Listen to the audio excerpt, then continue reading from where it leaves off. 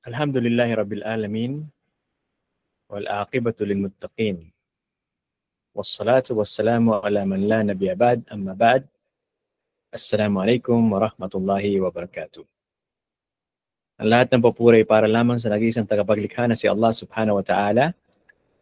Purihin siya at pasalamatan sa mga biyayang ating tinatama sa araw-araw. Una na dito na tayo ay nananatili sa tuwid na landas, nananatili sa katotohanan, nananatili sa pagkapit sa wala ibang dapat sambahin kundi si Allah lamang, ang la ilaha illallah. Kinakailangan sa bawat alipin na walang tigil magpasalamat sa nag-iisang karapat dapat sambahin na si Allah, sapagkat nagbigay na ng babala si Allah sa Quran at kanyang sinabi, wa qalilun min ibadiyash shakur. At kaunti lamang sa mga alipin ko ang nagpapasalamat.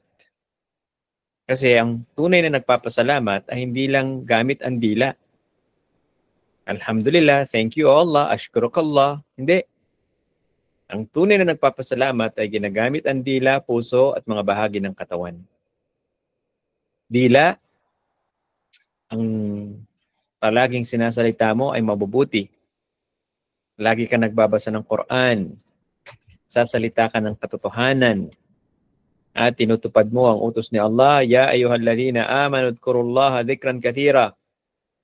O kayong mga mananampalataya, alalahanin niyo si Allah ng maraming pag-alaala. Kaya pagising sa umaga, alhamdulillahilladzi ahyana ba'da ma amatana wa ilayhin nusyur. Bago ka pumasok sa toilet, bismillah, Allahumma inni a'udhu bika minal khubthi wal khaba'ith. Pagkatapos mong wudu, Allahumma ij'alni minat tawabin waj'alni minat mutatahhirin. Pag mabibihis ka ng damit, alhamdulillahilladzi kasani hadha ath-thawba wa razaqanihi min ghairi hawlin minni wala quwwa. Paglabas mo ng bahay, bismillah, tawakkaltu ala Allah wala hawla wala quwwata illa billah. Pag uwi mo ng bahay, pagpasok mo, bismillah walajna wa bismillah kharajna wa ala rabbina tawakkalna. Kailangan hindi natutuyo ang dila sa mga dhikr na tinuro sa atin ng propeta. Sa araw-araw mong ginagawa yan, hindi mo alam ang dhikr pag magbibihis damit. Araw-araw kang kumakain, sa simula, bismillah, pagkatapos ano sasabihin? Alhamdulillahilladzi at'amani hadha at-ta'am wa razaqanihi min ghairi hawlan minni wala quwwa. Araw-araw kang lumalabas, pumapasok ng bahay, hindi mo alam ang dhikr. Paano yan? Paano mo pinapakita na nagpapasalamat na yung dila? Siguro, ang lumalabas sa dila mo, chismis dito, chismis doon. Paninira dito, paninira doon. Pagsisinungaling. Subhanallah. Ang pasalamat ng puso naman, paano? Na ikaw ay walang pagdududa, walang pag-aalinlangan na naniniwala sa kaisahan ni Allah. Marami kayang nagsasabi ng la ilaha illallah pero saan sila ibabagsak? Sa pinakamalalim na bahagi ng impyerno, innal munafiqina fi darkil asfali minan nar. Katiyakan ng mga hipokrito, ang mga nagkukunwari. Nagsasalita ng la ilaha illallah, pag wala na sa paningin mo, ay hindi. Jesus, ikaw pa rin ang Diyos ko. Shaitan, ikaw pa rin ang Diyos ko. Jose Rizal, ikaw pa rin ang Diyos ko. Alam nyo ba, merong grupo, nag-form ng religion, ang Diyos nila, si Jose Rizal. Opo, 2008, nung na-meet ko sila, nung nagtatrabaho pa ako sa Saudi Arabia, sa Philippine Embassy. Nagulat ako, kinilabutan ako, naging Diyos na pala si Jose Rizal.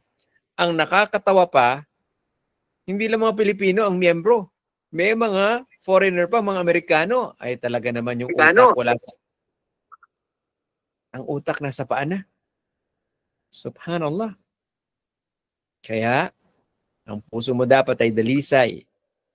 Laman ay ikhlas na ang lahat ng ginagawang pagsamba ay para lamang kay Allah. Na wala kang pagdududa sa sinasabi mong la ilaha illallah. Eh bakit ka nagbabasa ng horoscope? Bakit ka may suot na beads yan sa wrist mo, sa kamay mo? Eh ustad, pampa-drive away ng kamalasan. Ano? Shirk yan! O bakit ka nagpupunta sa mangkukulam? Eh kasi inaway ako ng sister na yun. Kumuha ako ng buhok niya. Ipapakulam ko siya. Shirk yan. Hindi ka nagpapasalamat. Tignan nyo ha. Ito yung mga detalye na dapat binubusisi at tinitingnang maigi. At pagdating naman sa mga bagay ng katawan, hindi ka talaga nagpapasalamat, sister eh. Yung hijab mo, kulang-kulang.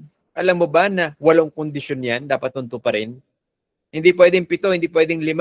8. Pag hindi mo natupad yung 8, ang tawag sa suot mo, damit. Damit, damit, hindi hijab. Sa oras na tinupad mo yung 8 kondisyon, doon pa lamang sasabihin namin na hijab. Kaya kung nakatalokbong ka nga pang itaas, pero naka-leggings ka, hindi ka naka-hijab. Maluwag nga ang pang ibaba mo, palda. Pagdating sa taas, may mga sisters nakasuot nung Amerikana, ginagawang jacket. Hindi hijab yan, damit yan. Bakit? Humuhugis yung baywang mo, humuhugis yung braso mo. Maskulada ka pa yata, taba-taba ng muscle mo. Subhanallah. Hindi ka na nahiya, hindi hijab yan. Kahit jacket, kailangan maluwag, hindi makikita yung hugis ng katawan mo. Tingnan mo, meron pang kumandidatong senadora. Kita yung leeg, kita yung tenga. Alhamdulillah, hindi siya nagtagumpay. Huwag kayong maniwala sa basta Muslim, iboboto. Basta Muslim, hindi nag-hijab, iboboto mo? Basta Muslim, naninigarilyo, iboboto mo? Basta Muslim, corrupt, nagtitinda ng drugs, iboboto mo? Kaya pala kamag-anak mo, uncle mo na walang alam, di marunong mamahala ng mamamayan, iboboto mo? Mali yung basta Muslim iboboto, kala mo ba? Mali yun. Dapat yung Muslim na may taqwallah, may takot kay Allah. So, kailangan ito pa rin ang pasasalamat gamit ang dila, puso, at mga bahagi ng katawan. Magsala ka sa tamang oras. Mag-saum ka. Hindi lang Ramadan. Nasaan na yung mga sunnah, ba't di natin isinasabuhay? Sabi mo nang every Monday, 4 na araw sa isang buwan, o yung 3 days na white days, yung Ayyamul Bid, nasaan na? Tapos nagbabasa ng Quran, pag Ramadan lang, ay meron kang bahid ng pagiging munafik. Nagkukunwari ka. Dapat ang pagbabasa ng Quran, araw-araw. Kita mo na kung bakit ka hindi nabibilang sa mga aliping mapagpasalamat. Kaya iniulit ko ang sinabi ni Allah, وَقَلِيلٌ مِنْ عِبَادِيَ الشَّكُورِ. At kaunti lamang sa mga alipin ko ang nagpapasalamat. Kaya sikapin nating makabilang doon sa kakaunti, ang mga pag-aasal o manners sa pagsasaliksik ng kaalaman. Siyempre, sinong gagawa nito? Yung seeker, yung nagsasaliksik. Bago natin puntahan ang mga asal o pag-uugali ng pagsasaliksik kaalaman, ano ba yung mga kahalagahan? Bakit natin inaaral ang Islamikong kaalaman? Una, para makilala mo ang tagapaglikha. Kung wala kang kaalaman sino ang tagapaglikha, paano mo siya masasamba? Di ba? Dapat kilala mo yung sinasamba mo. Yan nga ang malaking kamalian ng mga religion, lahat-lahat, except Islam, dahil hindi nila kilala ang tagapaglikha. May nagsasabi, pinanganak daw. May nagsasabi, ang ulo elepante, may 6-8 kamay. May nagsasabi, si Jose Rizal. May nagsasabi, ang syaitan daw ang Diyos. Paano yan? Tignan mo, mahalaga ang pagsasaliksik ng Islamikong kaalaman para makilala mo ang tagapaglikha. Pangalawa, para makilala mo kung sino ang huling propeta na ipinadala ni Allah. Dahil siya magpapaliwanag ng salita ni Allah, ang huling revelasyon, ang Quran. At siya magpapakita ng huwaran, halimbawa, role model, example, kung paano magsala, kung paano mag-fasting, paano pakitunguhan ng asawa, ang magulang, ang kapitbahay, ang lahat ng uri ng tao. Ano ang dapat mo maging character? Lahat. Wala nang pinabayaan pa ang propeta sa Islam, kundi naituro niya ang lahat sapagkat ang Islam ay kumpleto na sinabi mismo ni Allah. Pangatlong kahalagahan sa pagsasaliksik ng Islamikong kaalaman ay para maintindihan mo ang iyong pananampalataya, ang iyong way of life, ang din, ang Islam. Di ba? Marami nga nakakalungkot sa atin. Marami sa mga Muslim, tatanungin mo, ano ibig sabihin ng Islam? Peace, kapayapaan. Malabo yun eh. Pagkakausap mo, Christian, malalabuan siya. Sabihin niya, kami din naman, na religion namin, peace Oo. Dapat alam mo yung kahulugan ng iyong religion na binigay ni Allah. At alamin mo anong 5 pillars of Islam, anong 6 pillars of Iman, anong kahulugan ng Tauhid. Lahat ng ito, napapaloob sa din, sa Islam, sa religion na pinili mismo ni Allah. At syempre, panghuli, bakit mahalaga ang Islamikong kaalaman? Para naman makapag-imbita ka. Sa pagdadawa, tuturo mo ang Tauhid. Tuturo mo sino si Propeta Muhammad sa Islam. Tuturo mo ang Quran. Tuturo mo na mayroong paraiso, may impyerno. Sino makakapunta sa paraiso? Sino makakapunta sa impyerno? No? At yan inaaral, hindi basta-basta susugod ka sa gera, wala kang alam paano kalabitin yung armas, tepok ka. Ganyan din sa dawa, dapat alam mo, hindi yung, ay, ang galing ni sister magdawa, sige, ako nga, dawa ka ng dawa. Ay, kayo mga kafir, impyerno kayo, masusunog kayo, wala na, pinagbabato ka na ng kamatis. Sino ba itong siraulo na ito? Alam mo kung sino yung audience mo, alam mo kung anong approach mo, inaaral ang lahat ng ito. At lahat ay pinakita na ng propeta sa Islam. Paano approach ng magulang, ang kapitbahay, pati nga baliw. Pati yung Arabong umihi sa masjid, pati yung sahabi na nakagawa ng malaking kasalanan, kumpleto. Allahu Akbar. Yan ang summary ng kahalagahan kung bakit kailangan magsaliksik ng Islamikong kaalaman. Ano yung mga asal sa pagsasaliksik ng kaalaman? No? Marami ito. Kukunin lang natin ang ilan. Nandiyan ang ikhlas. Nandiyan ang pagtitiis. Nandiyan ang gawa. Nandiyan ang ihsan. At nandiyan din ang mahusay na paggamit ng iyong oras. Pag sinabing ikhlas, ako ay magsasaliksik ng kaalaman, hangad ko lamang ang alin, ang awa, lugod, gantimpala mula kay Allah subhanahu wa ta'ala. Sino ba na magsaliksik ng kaalaman para makipagsabayan at kompetisyon sa mga ulama? O di kaya ay para mapagmalaki ang kanyang sarili? Sasabihin niya, ako may kaalaman, ikaw wala. At lalaitin niya pa ang mga kauntiang kaalaman, bobo ka. O kaya ay para lumingon sa kanya mga tao, sikat ako, popular ako. Kung alin man dito ang hangad mo sa pagsasaliksik ng kaalaman, si Allah ay papapasukin ka saan? Hindi sa Jannah, sa impyerno. Subhanallah. Nadinig nyo? Kaalaman sa Islam, pero hindi siya papapasukin sa Jannah, sa halip sa impyerno kasi yung niya, yung intention niya, walang ikhlas. Tandaan, magkaiba ang ikhlas sa intention, sa niya. Hindi lahat ng niya may ikhlas. Kaya sikapin mo, kapatid ko, na laging may ikhlas sa puso mo. Ako ay magsasala para kay Allah. Ako ay maglilinis para kay Allah.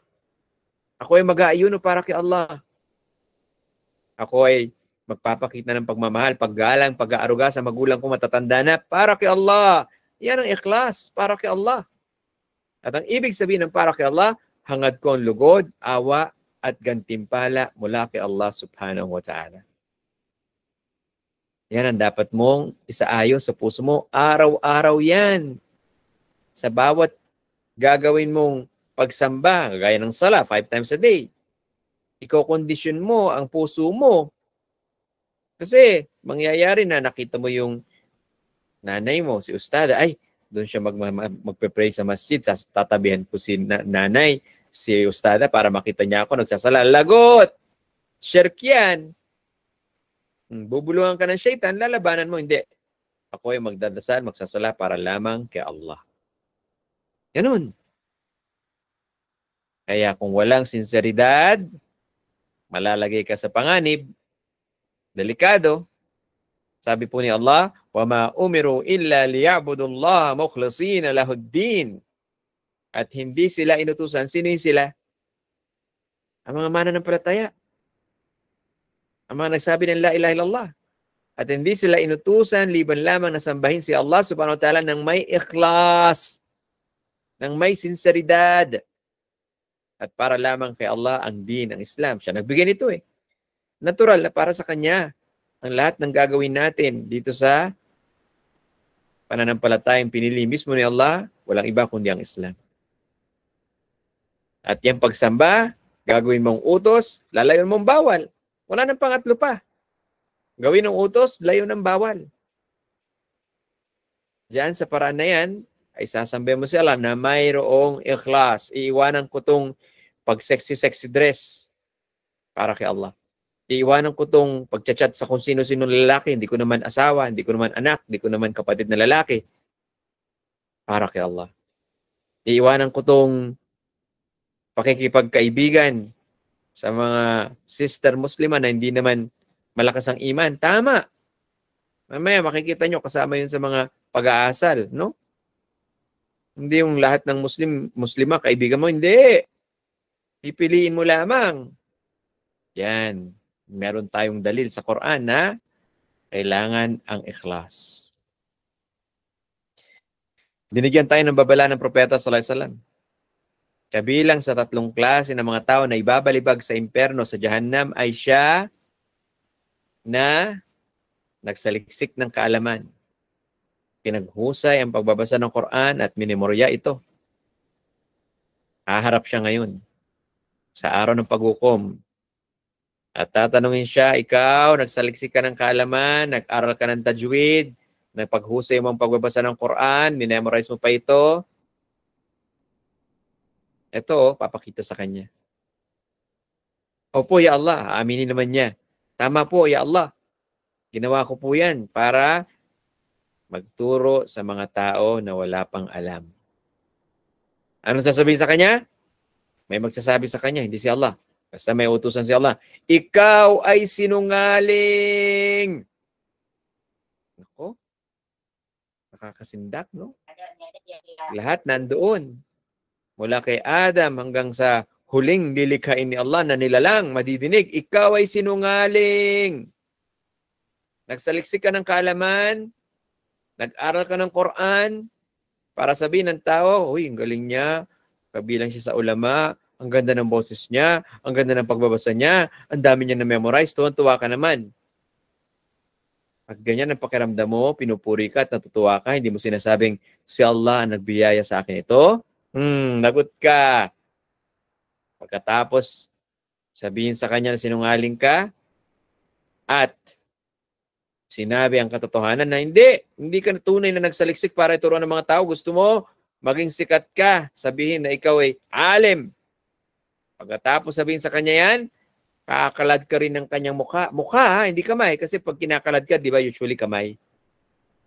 Halimbawa, kasama mo yung anak mo na 5 years old, papuntang palengke, babagal-bagal malakad, hinihila mo, yun ang kaladkad. Ito, yung binanggit ng propeta sallam, kakalad ka rin sa mukha. Dito ka hihilahin. At ibabalibag, ihahagis sa Jahannam. Subhanallah. Matakot tayo kay Allah, mga kapatid. Kaya una lagi ito, yung ikhlas. Ang sinseridad. Ayusin mo. Mag-a-attend ako ng online lecture para makita nila, present ako. Lagot! Hindi yan ikhlas. Gusto mo maging sikat? Mahina ang iyong iman. Dapat mag-a-attend ka ng lecture. Ang hangad mo lamang ay awa, lugod, pagmamahal at gantimpala mula kay Allah. Yun lang. Hindi yung para present ako sa attendance. Hindi. Ayusin natin, no? Yan ang number 1. Pangalawa, pagtitiis. Isa pang importanteng pag-uugali, pag-asal o manner na dapat natin gawin pag nagsasaliksik ng kaalaman. Ang ibig sabihin ng pagtitiis o sabar ay ang pagpipigil sa sarili na gagawin ang bagay o iiwanan ito. At hangad mo lamang ang na kay Allah subhanahu wa ta'ala. Ang hangad mo lamang ay ang na kay Allah subhanahu wa ta'ala. Wala ka ng ibang gusto kundi ang gusto ni Allah subhanahu wa ta'ala. Nadinig nyo? Kaya, ang kahulugan ng pagpipigil sa sarili sa paggawa o pag-iwan, yun ay walang iba kundi ang takwa. Gawin mo ang utos, layuan mo ang bawal. Inutusan ka magsala. Di ba kailangan mo magtiis? Gigising ka ng Fajr, maginaw. Itiisin mo. Kasi nakatalaga na to sa tamang oras. Hindi mamaya na ako ng Fajr, mga 10 o'clock. Ano? 10 o'clock ba ang Fajr? Sino nagsabi sa'yo? Kailangan magtiis. At yung pag-iwan naman ng bagay, yun yung haram. Iiwanan ko tong sexy dress. Iiwanan ko tong pagpapabango, paglalabas ng bahay kasi haram ito para kay Allah. Yun! Huwag mo sasabihin, hindi ako magpapabango kasi sabi ni Ustad, mali! Sasabihin mo, iwanan ko to dahil bawal ito sa babae. Pwede kang maligo ng pabango sa loob ng bahay sa harapan ng mister mo. Pero yung lalabas ka, magpapabango ka, gumagamit ka pa ni sa sinusot mong hijab, haram yan! Hindi ka gumagawa ng pagtitiis para kay Allah. Paano ka ngayon magsasabuhay ng mga pag-aasal sa pagsasaliksik ng kaalaman? At sa alinman dalawa, paggawa ng utos, paglayo sa bawal, magtitiis ka, hangad mo lamang ang na kay Allah subhanahu wa ta'ala. Katunayan, sinabi ni Abu Sa'id al-Khudri, radiyallahu anhu, sinabi ng Propeta sallallahu alaihi wasallam, walang sino man ang nabigyan ng kahusayan, kahigitan, higit sa pagtitiis. Allahu Akbar. Ibig sabihin, kung ikaw ay nabiyayaan ni Allah ng pagtitiis, ang laki ng nakuha mong awa at kantimpala mula kay Allah. Yung taong hindi matiisin, agad-agad nagagalit, agad-agad nawawala yung sarili niya, nagsasalita ng masama, nagdadabog, nagwo-walk out, ayan, hindi mo pa nakuha ang biyaya na magtiis ka. Opo, hinihiling ito at sinasagawa mo, practicein mo para maabot mo yung ganung level na talagang madali nang magtiis para kay Allah subhanahu wa ta'ala. Eh paano pa kaya sa pagsasaliksik ng kaalaman? Kailangan magtitiis ka.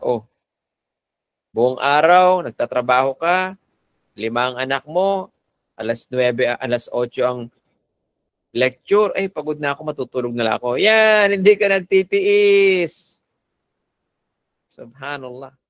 Kung pwede mo naman ilagay sa ibang araw yung pagpaplansya at paglalaba, mas maganda. Eh yung iba, sister, mag-attend ka, iniimbitahan ka namin. Ay, kasi maglalaba pa ako. Ay, kasi magpaplansya pa ako. Ano ka ba, sister? Nag-iisip ka ba? Ipagpapalit mo yung saliksik ng kaalaman sa paglalaba, pagpaplansya? Walang kwenta. Patunay na mahina ang iyong iman. Kita mo? Kaya pagka biniyaan ka talaga ng sabar, ng patience, Allahu Akbar. Biniyaan ka ng malaking biyaya mula kay Allah subhanahu wa ta'ala. Sinabi ni Umar bin Khattab radiyallahu anhu, natuklasan namin ang aming buhay ay mahusay kapag kami ay nagtitiis. Allahu Akbar. Gusto mo ng mahusay na buhay? Gusto mo ng maayos na pamumuhay dito sa mundo? At syempre sa kabilang buhay? Ayan, pakinggan mo sinabi ni Umar bin Khattab. Natuklasan namin ang buhay namin na naging mahusay, naging maganda, naging maayos kung kami ay nagtitiis. Yun ang sikreto. Sister, magtiis ka. Hindi, ano ba naman to? Ba't ganito na naman yung ulam? Husband, ba't hindi ka bumili ng masarap na fried chicken o ganito ganyan? Ito na naman ang ulam. Yun lang ang kaya ng kinita ng asawa mo. Naghahanap ka ng di niya kaya. Hindi ka nagtitiis. Kita mo ha? Sa pagsasaliksik ng kaalaman, hindi mo mararating ang malayong lugar, antas, mataas na antas, kung hindi ka nagtitiis. Marami sa mga kapatid natin, 1 buwan, 2 buwan, 3 buwan, pagkatapos wala na. Nag-enroll sa mga online school. 1 buwan, 2 buwan, wala na. Anong dahilan? Boring yung ustad eh. Subhanallah. Pag yan ang dahilan mo, kapatid ko, mahina talaga ang iman mo. Hindi mo pwedeng idahilan na boring ustad. Boring man o hindi, magsaliksik ka ng kalaman, may gantimpala ka. At lalakas pa inshallah yung iman. Nakita ko kasi nag-enroll din yung kaaway kong sister doon. Kaya umalis na ako. Ayan! Munafik ka, meron kang bahid ng pagiging hipokrita. Ano kung nandun yung, hindi pa natin alam kung ikaw umaway o siya. Regardless. Ano kung nandun yung nakalitan mo? Pagkakataon mo na mag-isip-isip, kung siya may kasalanan, ikaw na, manguna ka ng humingi ng sorry kahit siya may kasalanan. Ikaw ang gagantimpalaan ng malaki. Alam nyo ba, sabi ng mga ulama, ang pundasyon ng mabubuting katangian ay ang sabar. Ang pundasyon ng mabubuting katangian ay sabar. Gusto mo maging magalang, kailangan matiisin ka muna. Dahil titiisin mo, kokontrolin mo, maging bastos. Hindi magalang, di ba? Gusto mo maging hardworking, masipag, kailangan meron kang sabar. Kung wala, tamad yan. Kita mo na, gusto mo maging mapagbigay. Siyempre, gusto mong tularan ng propeta, bigay ng bigay, katulad ng isang hindi natatakot maging mahirap. Allahu Akbar. Anong titiisin mo para maging mapagbigay? Yung maging kuripot. Diba, sister, tulungan nyo kami dito sa aming programa. Kung gusto mo sagutin yung pagkain, sound system, may pagpipilian naman eh. Hindi naman lahat. Naku, ipapagawa ko pa yung resort doon sa Pampanga. Tapos yung BMW ko at Mercedes, kailangan ng Minteo. Yabang pa, no? Hindi ka nagsasabar eh. Hindi ka maging mapagbigay. Gusto mo maging kalma, hindi yung nagpapanik. Lindol, talon na tayo dito second floor. Toing, tepok, patay. Alam nyo yung nagpapanik, hindi yun palatandaan ng iman. Kahit ano pang kaganapan, hindi. Tingnan mo, si Propeta Muhammad SAW. Pag may eclipse, anong ginagawa? Nagsasala. Solar eclipse, lunar eclipse. Kalma, di ba? Yung mga tao, meron daw eclipse, dali, antayin natin, picture-picture, yung telescope, mga talagang, subhanallah. Ibang-iba tayo eh. Kaya ikaw nagpapanik, normal mag-aalala ka, hindi pa umuwi, pero yung para kang taranta na, hindi mo na alam ang ginagawa mo, hindi ganyan ang may malakas na iman. Bakit? Kasi hindi ka nagtitiis. Kaya kung gusto mo maging kalmadong tao, magsabar ka muna. Gusto mo maging modest?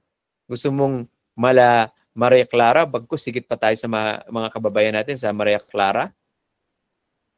Yun ang ibig sabihin ng modest. Mainhin. At yan ay napakalagang katangian ng mga kababaihan. Hindi yung nasa park ka, nasa mall ka, ang lalakas ng tawa. Alam nyo, ako ang impression ko sa babae pag ganyan tumawa sa restaurant, sa park, sa mall, hindi na virgin. Pag malakas tumawa, o kaya sa jeep, hindi na to virgin. Lalo na kung teenager yan, hindi na to virgin. Yun ang una ko naisip. Kasi si Propeta Muhammad SAW, sabi niya, i-describe ang kanyang pagiging mahiyain, siya ay katulad ng isang virgin na babae na nasa kwarto pa niya. Ganyan, dinescribe kung gaano mahiyain ang Propeta SAW. Ikaw, sister, nasaan na yung pagiging mahiyain mo? Kahit may tindahan ka, hindi mo, bili kayo dito, ano ka, naging lalaki ka na, parang barker? Kadiri ka? Mag-stay ka lang sa bahay. Sinisiraan mo yung mga kapatid mong muslima? Sa palengke, nakalabas yung tenga, leeg, yung braso. May ako nakikita, sasabihin niya, nakahijab ako, kita yung braso, dito kalahati. Ano ba yan? Saan mo natutunan yan? Hindi yan modest, hindi yan mahinin kasi hindi ka nagtitiis.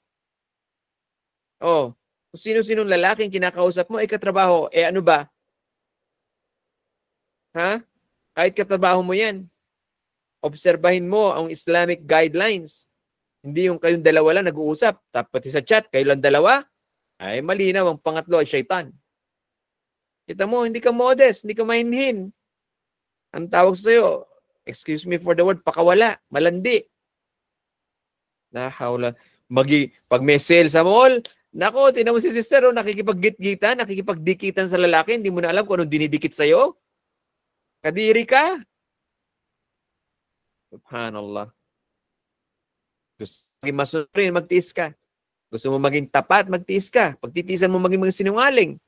Gusto mo maging mapagkumbaba, magtiis ka kasi pagtitiisan mong maging mayabang. Gusto mo maging mapagkakatiwalaan, kailangan magtiis ka muna. Lahat. Pangatlong pag-aasal sa pagsasaliksik ng kaalaman ay isagawa mo. I-apply mo, isabuhay mo. Diba? Anong sabi niya sa Quran? Lima taquluna ma la taf'alun. Bakit yung sinasalita, sinasabi, ang hindi nyo naman ginagawa? Sasabihin ni sister, oy mga sister, sala na kayo doon sa Green Hills, may pwesto sila dikit-dikit. Yung pala, pare-paro pala sila ng paninda. Ang gagawin niya, iisahin niya, parang te-teknika niya. Sila magpupunta sa masjid, siya mag-o-open dahil gusto niya makuha yung mga customer. Ayan. Grabe ka, sister, no? Shaitan ka talaga. Sala na kayo, sala na, dali. Tapos ikaw, hindi ka magko-close ng tindahan kasi gusto mo pa, bili, pera. Dunya. Ang kapal mo naman, mag-uutos ka ng sala, ikaw sa sarili mo, hindi mo gagawin. Yan. Kasama yan sa pagsasaliksik ng kaalaman.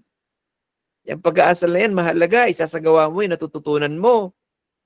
And by the way, kung may pwesto ka, may tindahan ka, pag oras ng sala, dapat magsasarado ka. Kung hindi, mayabang ka.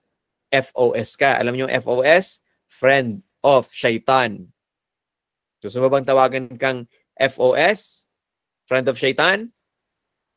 Ang dami sa mga may pwesto dyan sa Quiapo, sa Green Hills.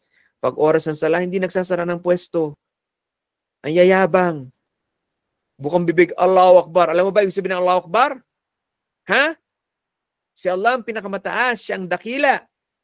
Eh hindi ka nagsasara, ibig sabihin, ikaw ang akbar, ikaw ang mayabang. Tandaan nyo.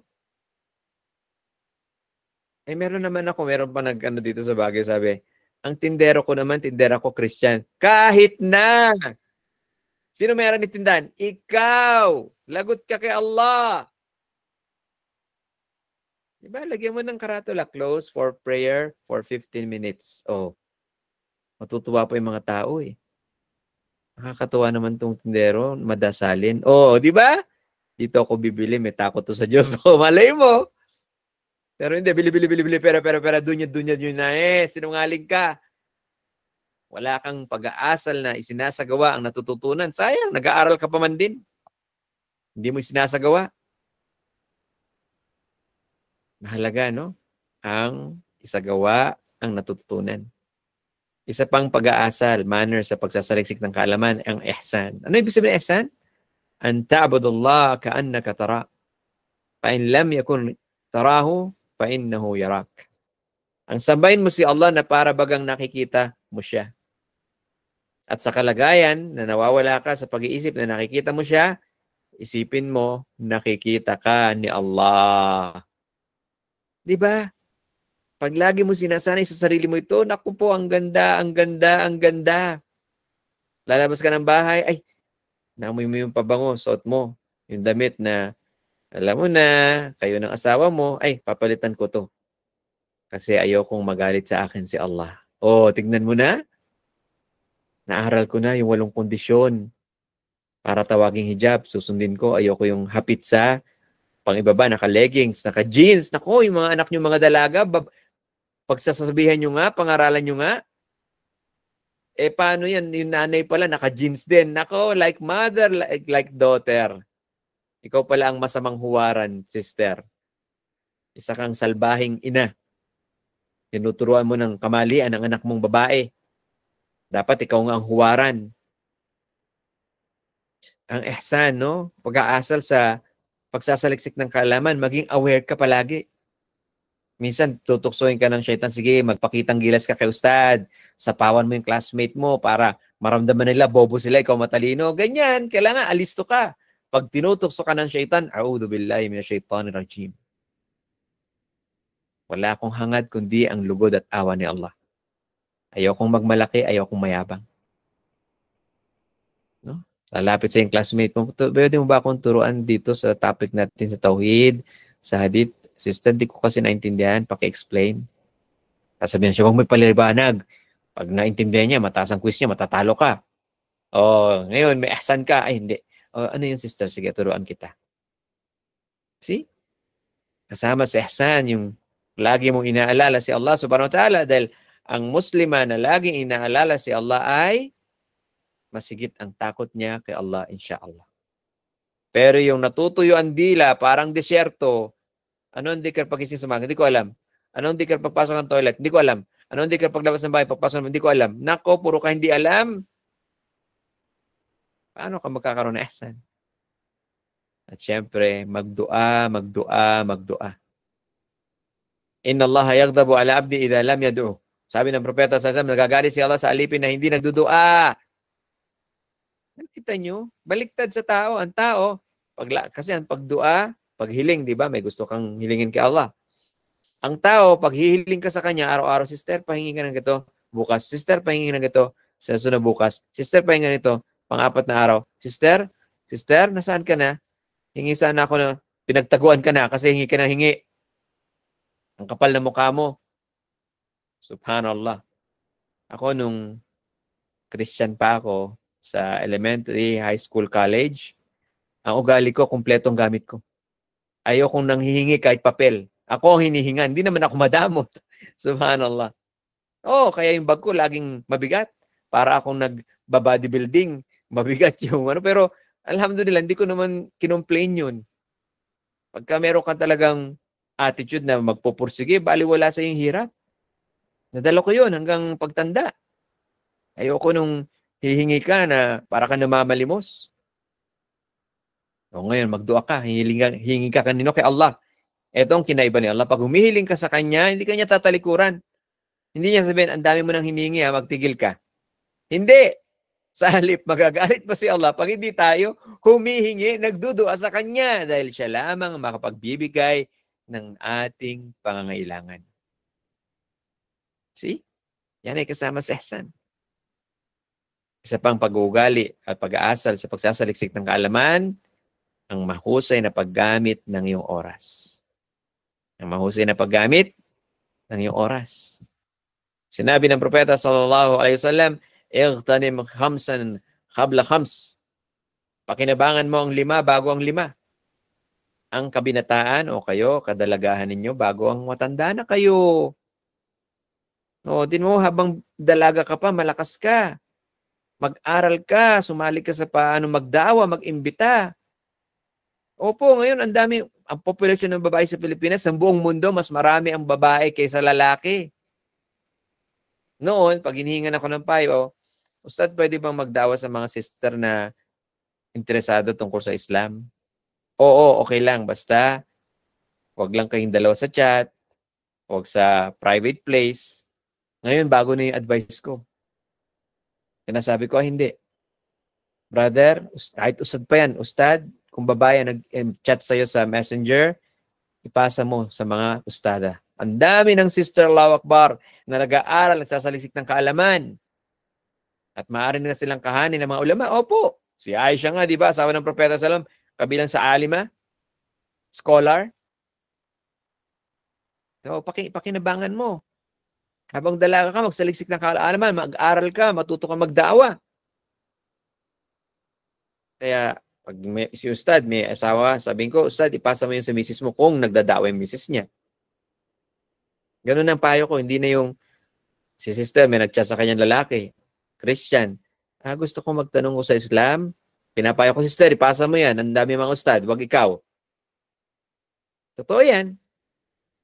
Dahil ang daming nahulog sa haram. Tandaan nyo, ang dami. Walang pinipili ang syaitan. Alim man o hindi. Matanda o bata.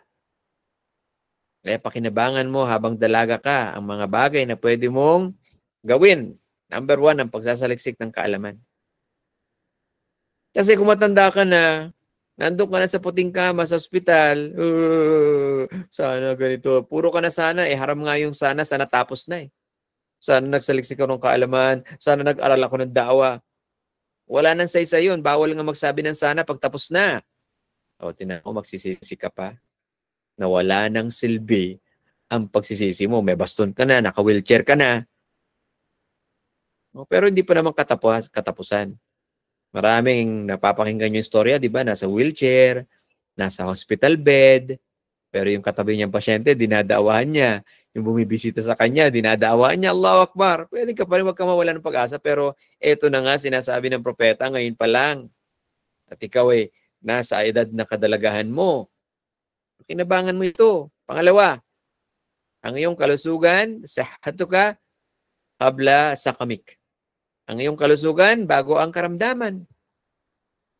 No? Pag malusog ka, wala kang sakit, kumilos ka, magsaliksik ka, mag-aral ka ng dawa, tulungan mo yung mga magulang mo, huwag yung pasaway. Aalis pa, sasabihin, magsisinungaling pa, Ummi, Abi, pupunta ako ng library. Yung pala, maglalakwat siya sa masama niyang kinakasama. Tignan nyo, pipili nyo yung kakaibigan ninyo. Kayong mga magulang, titignan nyo yung mga kinakasama ng anak ninyo. Habang malusog ka, walang sakit.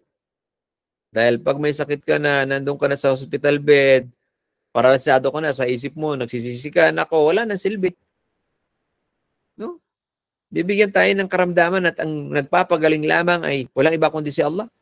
Hindi yung gamot, hindi yung doktor, tandaan nyo, hindi yung dextrose, hindi yung vaccine, hindi yan ang nagpapagaling. Ang daming ang, nakita nyo yung prinsipe na Saudi Arabia, 20 taon. Ewan ko lang, kulang siguro 1 milyon, baka bilyon ang ginastos doon. May pera naman yung tatay eh. Pero ang laking aral na pulot natin doon, gaano ka pa man kayaman, gaano pa man ka-high-tech ang treatment sa pagpapagaling ng anak o sino man, ang nagpapagaling lamang ay si Allah. Di ba? Ang daming may sakit eh, lalo na sa mga Christian. Gumastos na ospital, gumastos na sa doktor, gumastos na gamot. Ano sabihin? Dok, di naman ako gumaling. Kasi ang nagpapagaling ay si Allah. Huwag mong hintayin na magkaroon ka ng karamdaman o sakit bago ka kumilos. Ngayon, pakinabangan mo habang malusog ka.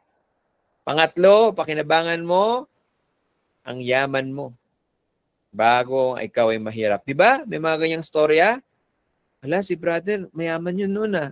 Si sister, mayaman yun. Ba't ngayon? Mamalimos na sa bangketa dyan sa Quiapo. Nakalungkot naman. Totoo yan. Habang may pera ka at kumikita ka sa halal na paraan, hindi haram ha. Hindi, pirated, bili kayo pirated. Bold, bili kayo ng bold. Shabu. No!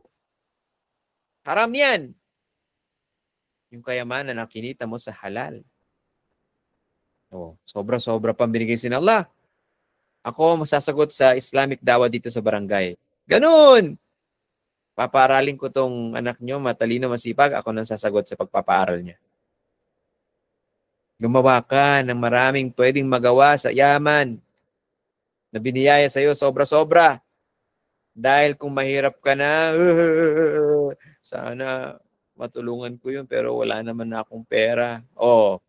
Pagsisisi naman na wala ng saysay, wala ng kwenta, wala ng halaga. Pang-apat, pakinabangan mo. No? Faragak, habla, shuglak, sabi ng Propeta Sallam, pakinabangan mo ang vacant time mo bago ang pagiging abala. Alam nyo, nakakapagtaka, marami mga sister, tatanungin mo, punta ka sa dawa, punta ka sa online natin. May lecture sa masjid, si ganito, ganyan, si ustad. For women only. Ang dami sa mga sister, alam nyo, bukang bibig, busy ako. Puro mga sinungaling. Sa totoo, hindi naman busy. Busy saan? Sa pagbabrowse ng Facebook. Sa paglalike sa mga lalaking naka-brief. Ewan ko na. Mag-click pa ng like. A'udhu billah, sister, matakot ka nga kay Allah. Yung daliri mo, sasaksi sa yawmal qiyamah, lagot ka. Subhanallah. Busy ka dyan. Sinungaling. Yung bakanting oras, sister. No, nasa store ka. Ang dami mong oras nakaupo, di ba? Pag walang bumibiling customer, anong ginagawa mo? Ayun, kung ano nung pinapanood sa YouTube. Kumakanta-kanta pa, baby. Ano yan, sister? Sarip na mag-memorize ng Quran? Ano ba naman yan, sister? Hindi yan pagbibigay ng pakinabang. paggamit ng wise o may talino at karunungan sa oras mo, sinasayang mo, inaaksaya mo. Kita mo na. At sa huli, sabi ng propeta, pakinabangan ng buhay bago ang kamatayan. So lahat ng nabanggit sa taas, di ba? Laman niya ng buhay. Kasi pag namatay ka na, the end. Kung ano ang dala-dala mo sa mga kinilos, ginawa at sinalita mo, dito sa mundo, yan ang kasama mo sa iyong libingan. Kung nakahigit ang kabutihan, magaan. Kung nakahigit naman ang kasamaan, ako, kung pwede lang sabihin na parang nakahiga ka sa mga tinik o pako. Hindi magandang kalagayan, kapatid. Subhanallah. Sa libingan pa lang yan, wala pa yung impyerno. Naku po. Kaya kumilos tayo, gamitin ang oras ng may mahusay na paraan, gamitin ang talino, gamitin ang karunungan ng wisdom, ang hikmah. Alam nyo, ang hikmah, present yan sa sino man. Pero ibibigay ni yu'til hikmata liman yasha. Ibibigay lamang ni Allah sa sino mang naisin niya. Siyempre, nanaisin ni Allah yung masipag magsala, nagbabasa ng Quran. Hindi niya nanaisan bigyan ng hikmah yung pabaya, nagsisinungaling, hindi nagbabasa ng Quran, hindi nagsasala. Hindi. No? Iba ang hikmah sa talino. Maraming matalino pero walang hikmah, hindi marunong. Pero merong marunong, hindi nakapagtapos, elementary lang, talo niya pa yung nakapagtapos ng college. Tingnan nyo? Kaya, yan ang papaalala sa atin ng propeta sallallahu alaihi wasallam. Sinabi ni Ibnul Qayyim, ito, tingnan nyo yung paano nila pinapahalagaan yung oras, ha? Sinalaysay sa akin ni Ibn Taymiyyah tungkol sa kanyang ama. Si Lolo, kapag pumasok ng palikuran, toilet, ay inuutusan akong basahin ang aklat at lakasan ko daw ang aking boses para marinig niya. Naku po, tingnan mo, imagine mo yan. Ganun nila pinapahalagaan yung oras kasi pag pumasok ka ng toilet, di ba, bawal magpasok ng Quran, ng libro, Islamic book, kasi may aya. Bawal nga magsalita ng bismillah sa loob, la ilaha illallah, nasa loob ka ng toilet, bawal. So naisip nitong scholar na ito, Apo, diyan ka sa labas ng toilet, lakasan mo yung boses mo, basahin mo itong aklat, ha? Tignan nyo, hindi siya pumasok sa bawal kasi nasa labas ng toilet yung apo. Nilalakasan yung boses, haddathana qala an-nabi sallallahu alaihi wasallam kada wa kada. La ta'kul bi shamafa. Nadidinig niya. Yung binabasa niya, tuloy-tuloy lang siya nagbabasa gamit yung apo niya na naging loudspeaker. Allahu Akbar. Alam niyo nung nabasa ko to nung nag-aaral ko sa Madina. So ako na-inspire. Bumili ako ng cassette player. Alam niyo yung cassette player, di ba yung lalagyan ng cassette noon? Ngayon, mashallah, wala na yung face out na. Pag maliligo kasi yung setup ng aming dormitory sa Medina University, hiwala yung bathroom sa toilet, yung may inodoro. Hiwala yun. So pag maliligo ako, dinadala ko yung cassette player ko, sinasaksak ko doon sa may saksakan, buti na lang walang nagnakaw. May mga estudyante talaga. O, tinan mo ha, Medina University na yun, nangyayari pa yung nakawan. Ang ginagawa ko, pag maliligo na ako, nasa labas yung player ko, pine-play ko yung lectures. May mga paborito akong mga ulama. So habang naliligo ako, napapakinggan ko yung lecture, meron ako nakukuha ang pakinabang. Tignan nyo na. Yan yung mga kwento na nagbibigay ng inspirasyon. Ikaw, habang nagpa-plancha ka, pakinabangan mo, i-play mo yung na mismong lecture, yung kung nag-aaral ka sa online school. Naka-record yan eh. Oh, habang nagpa-plancha ka, manood ka ng Islamic video sa YouTube. Hindi yung kung ano nung walang kwentang teleserye na madrama-drama ka pa. Ginagamit mo may mga linyang masasama. Subhanallah, di ba? O kahit nga habang nagluluto, di ba? Medyo matagal ang lulutuin mo. Ano ba yung matagal na lutuin? Para ba? O basta may mahabang pagluluto. Makinig ka, i-play mo yung cellphone mo. Hindi yung baby, baby, baby. Oh, haram. Nakikipagsayawan ka sa syaitan. Yan. Mahalaga na pakinabangan ng oras, insyaAllah. Sinabi ni Ibn Qayyim,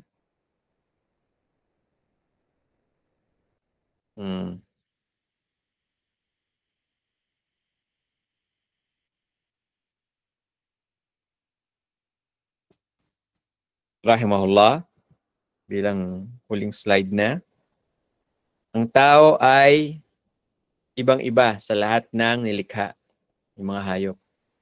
Bakit kaiba? Dahil sa kaalaman at pagdadahilan o katwiran. Kung hindi, kung walang kaalaman, walang katwiran, edi pareho ko lang sa mga hayop na nilikha ni Allah. Bakit? Kaya mo bang kumain ng 10 kilong manok na kinakain ng tigre sa isang araw? Kahit nga yung pinakatabatsoy na tao, hindi niya kaya yun eh. Kaya mo bang kalabanin ang elepante, mag-wrestling? Isang paka lang, durog ka na. Kaya mo bang makipagsiping na marami at manganak ng 100 katulad ng gagamba? Ha, sister? Kaya mo bang mabuhay ng matagal katulad ng balyena? Mahigit 100 taon? Talo tayo sa maraming larangan sa mga hayop.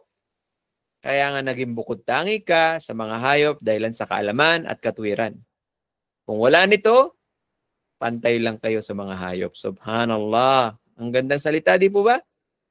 Kaya sister, tiyakin mo na isagawa mo, isabuhay mo mga pag-aaral na ito o mga pag-aasa at paugali nang sa ganun ay maging mahusay kang alipin ni Allah.